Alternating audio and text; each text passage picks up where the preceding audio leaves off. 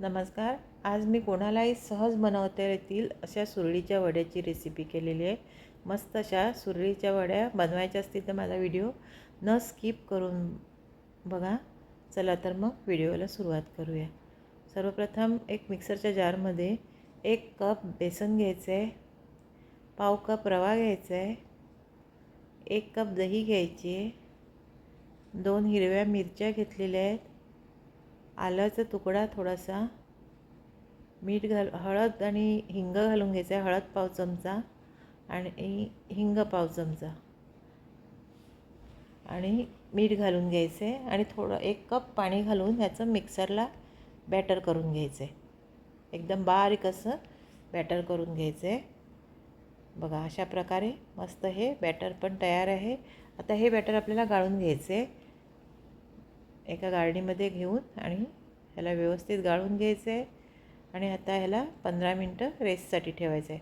जोपर्यंत हे रेस्ट होते तोपर्यंत आपण फोडणी बनवून घेऊया. त्यासाठी फोडणी पात्रामध्ये थोडंसं तेल गरम केलेलं आहे. त्यामध्ये पाव चमचा राई घालून घ्यायची आहे,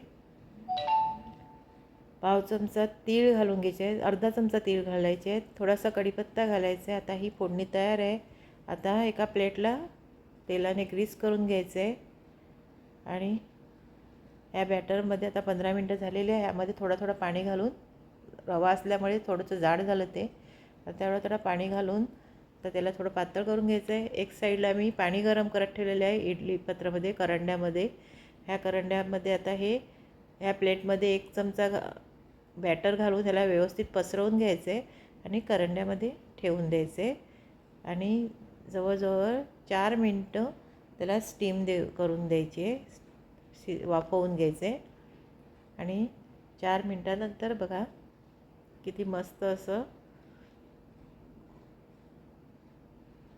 सुरळीचं वड्याची हा रोलचं बॅटर कसं मस्त असं शिजलेलं आहे बघा. हात लावून बघायचं. आता हे गार झाल्यानंतर त्याचे असे कट मारून घ्यायचे सुरीने आणि त्यावर नारळ आणि कोथिंबीर घालून घ्यायची बघा अशा प्रकारे आणि त्याच्या छोट्या छोट्या वड्या रोल करून घ्यायचे. तुम्ही एक पूर्ण करू शकता किंवा ह्याचे 2 पार्ट करून एक अर्धी अर्धी पण करू शकता.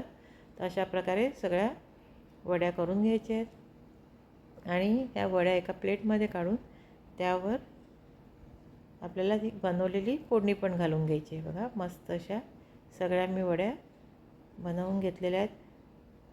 आता ह्याला ही फोडणी घालून घ्यायची.